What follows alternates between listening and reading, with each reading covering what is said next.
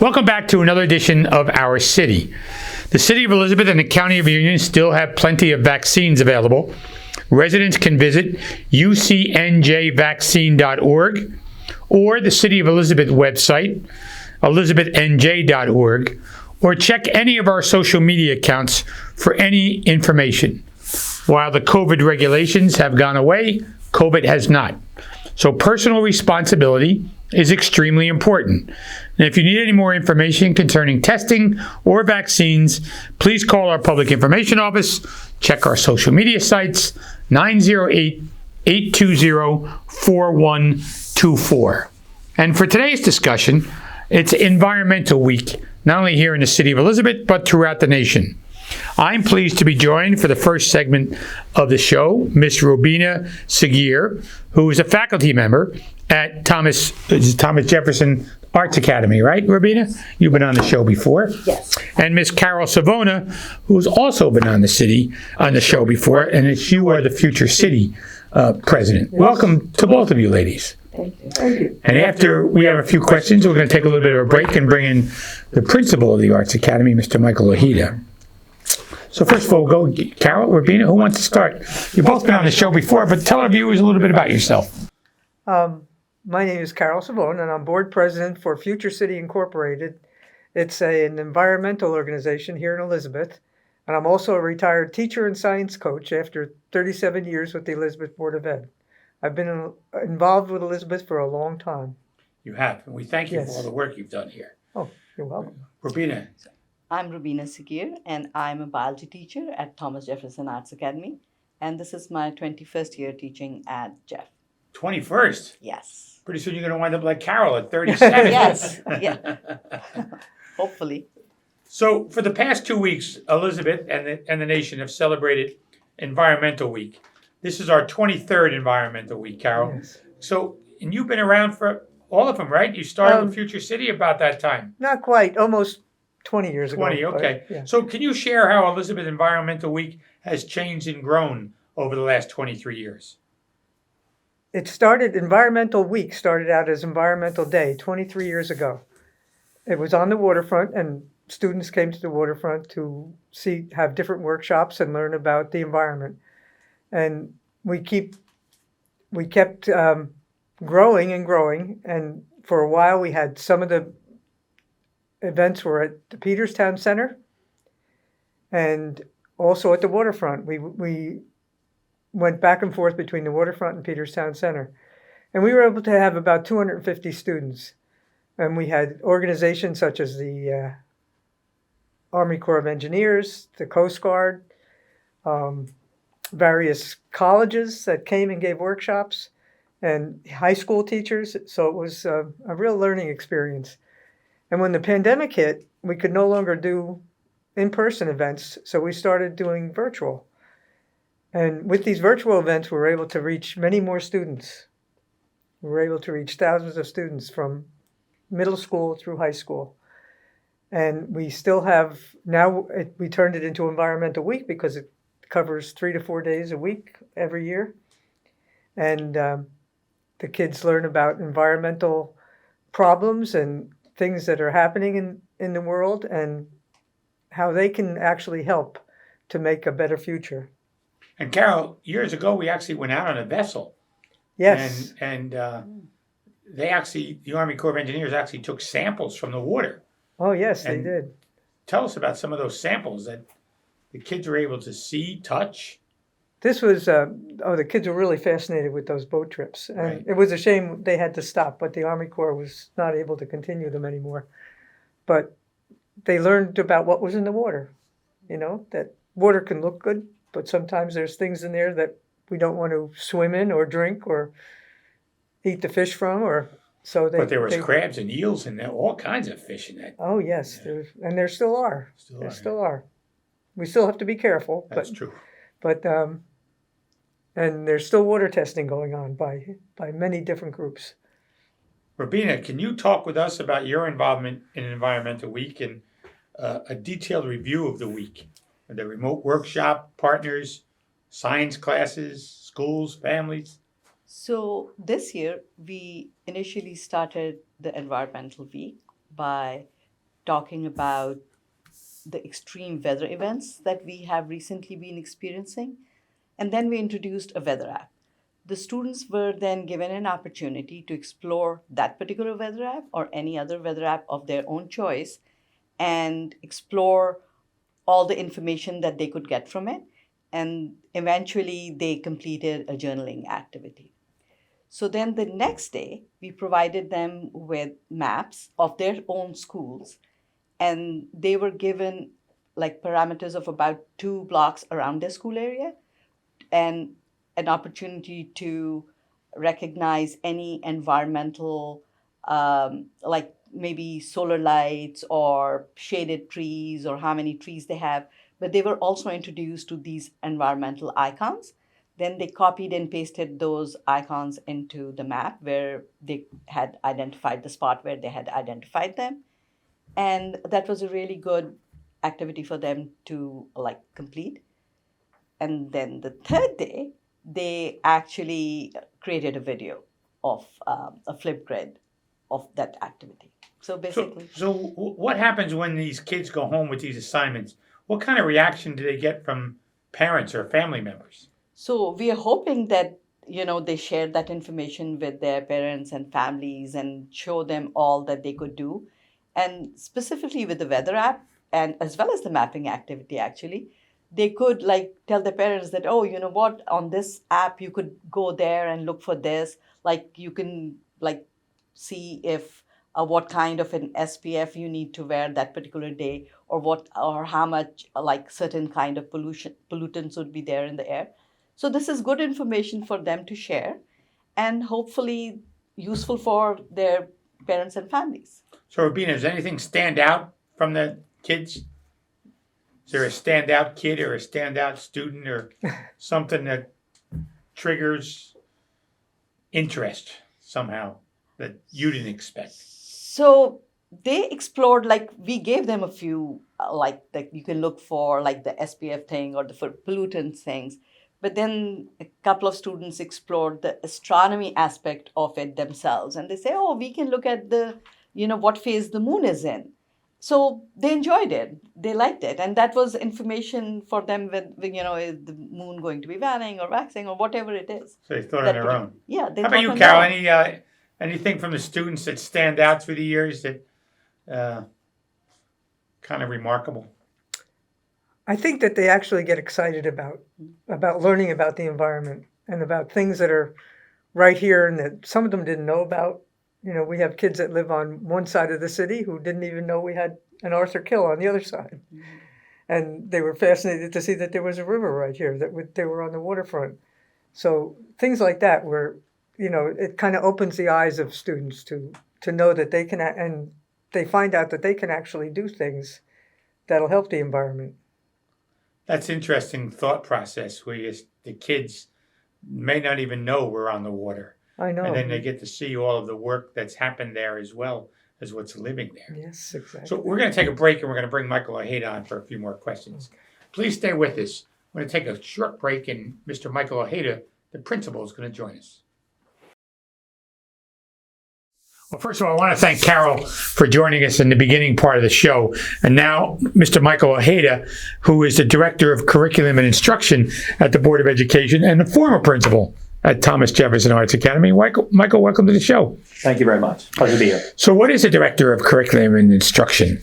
So the Director of Curriculum and Instruction oversees a number of our curricular programs, particularly those in social studies and career and technical education.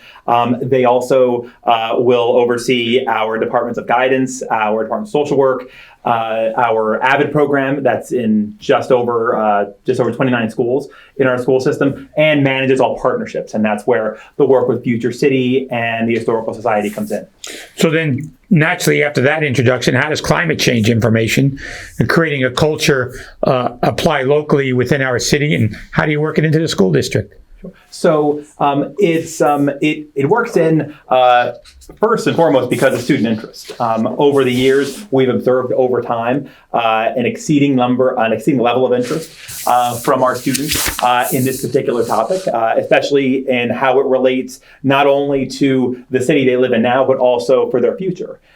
So they engage in it by asking each other questions, by learning material from their wonderful science teachers, and by gradually being exposed to new learning from the media. And Mike, when you do that, you need people like Rubina to make sure you can carry it out. How do you figure that out, Rubina? He sets the curriculum, you got to carry it out, right? Yeah, pretty much. And she does it very well. So Mike, how did you get going on the students' input on climate change with the workshops? Was that a student idea? Was that a curriculum idea? How did it get going? So it started out as both, because we do have current and former students who work with our organization and with Future City in order to be able to not only identify topics for the curriculum, but also to actually develop this particular mapping activity. So the interest primarily came from students, and then what we did is we operationalized it into curriculum objectives and a series of activities that the whole city could participate in. Rubina, after you work with the kids, do you give feedback to Mike and how to either refine it or make it better? So we do have the students give feedback as well. They have surveys that they complete.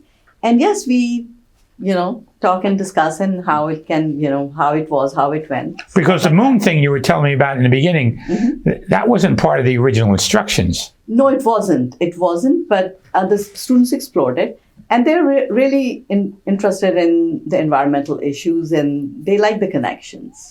So how do we make these connections not only during Environmental Week, Mike? Does it continue during the year in a climate change and climate sensitive ways for the students? Right. So it absolutely does. So generally in the high school specifically, we have a great number of our students who take an environmental science specific course, as well as coursework in biology, chemistry, and other areas. But our students across the curriculum from K to 12 not only study science in general, but have a particular interest in climate change and what we as a society can do to help forestall it or to work around it. How do you encourage the really bright students to continue, because science is a constant changing field, and I'm sure we have some students who really get this. I don't. I don't. So, but the students who really get it, how do we encourage them to even push themselves further?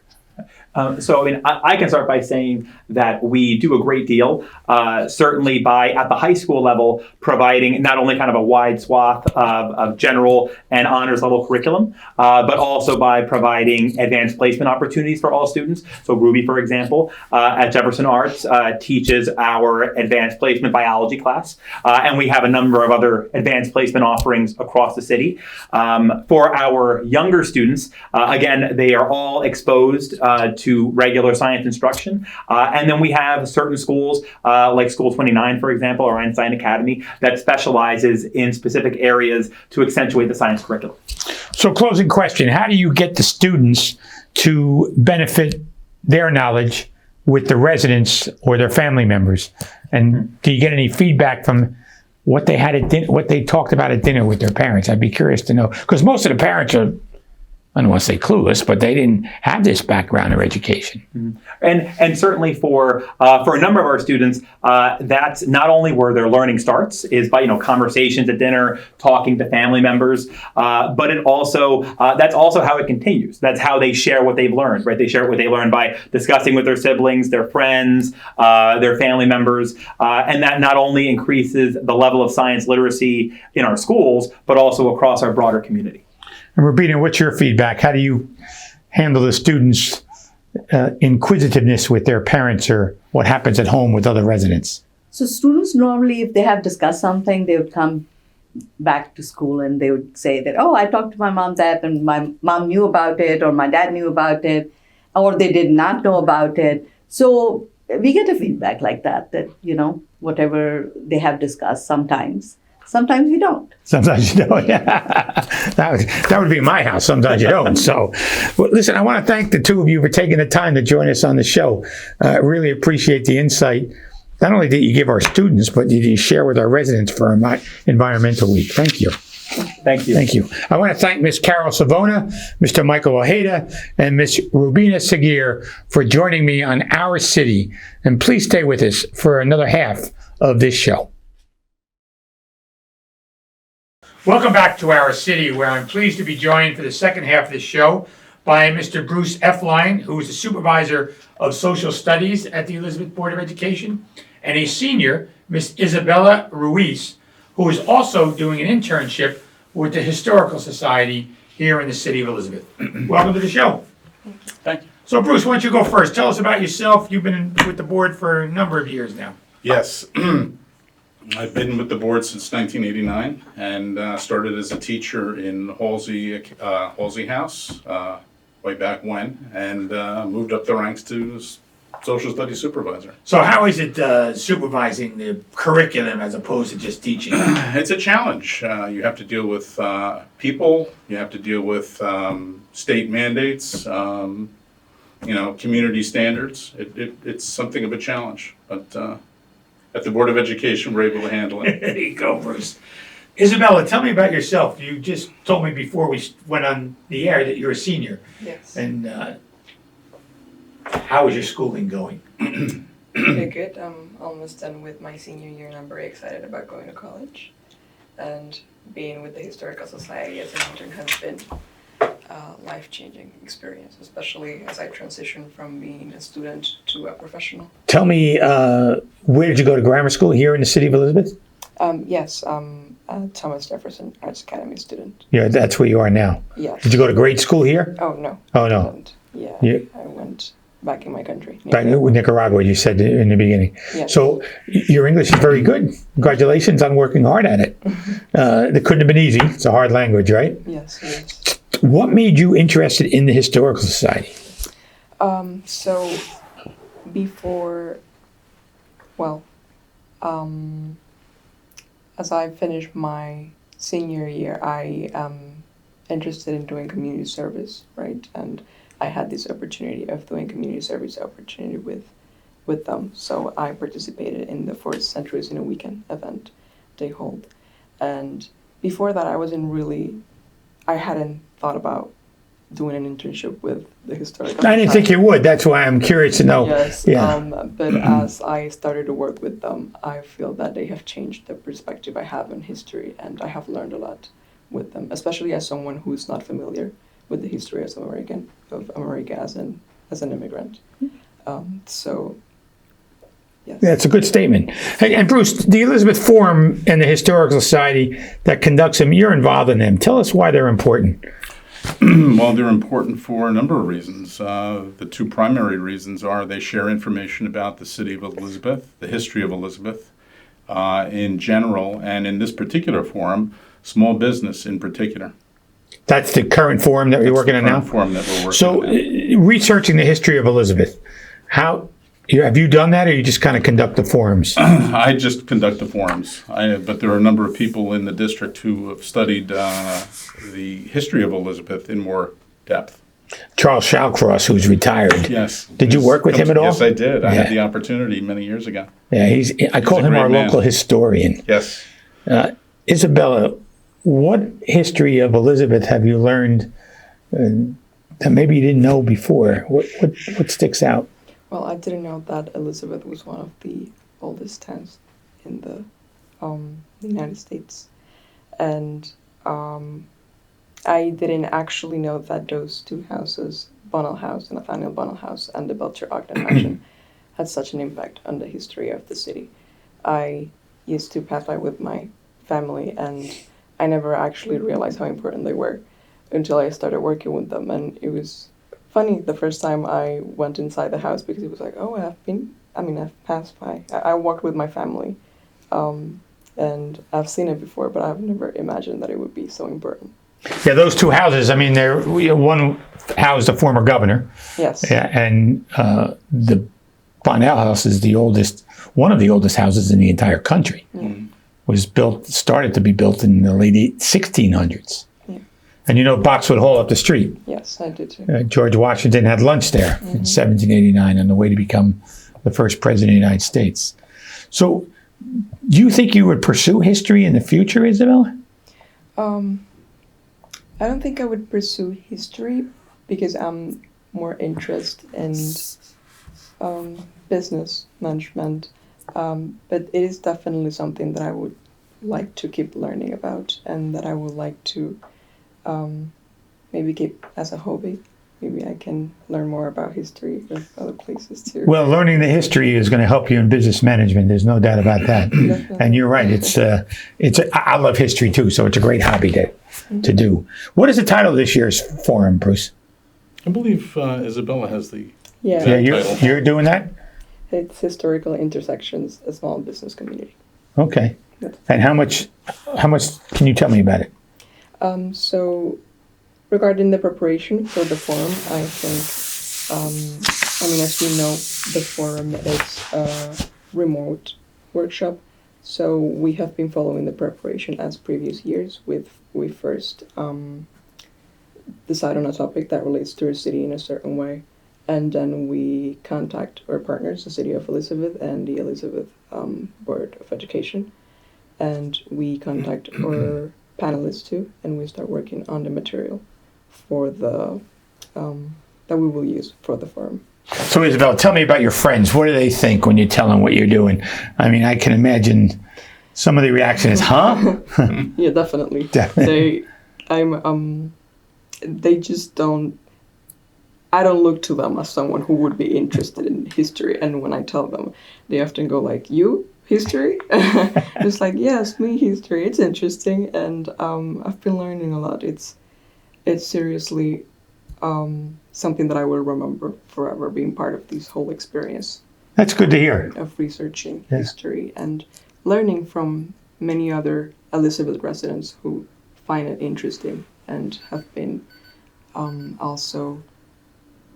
It's not the first time they teach students about it, and I find that very inspiring too. So I think there's a future for you. You're very engaging. I think you're going to be able to do this. I just want to let you know that. So do you think it's important to get other students to know? Oh, definitely. I think that showing our students and being able to share with them how events from the past have shaped the city and continue to shape the city that we have today, it's just as relevant as anything else in their life. Definitely, especially as Elizabeth residents. So, Bruce, what do you think Isabella's preparation and research, how can you use that to help with your curriculum initiatives that you do? Well, as I said before, the forum will provide information about the history of Elizabeth and, in particular, small businesses. So students will have the ability to access that information and use their knowledge of small businesses to progress in their lives. And the small business community here is wonderful. Yes. Wonderful. There's a lot of small businesses up and down the. So one of the questions here, describe in 3 words what the forum message that you would like to see. I would say that resiliency makes unity.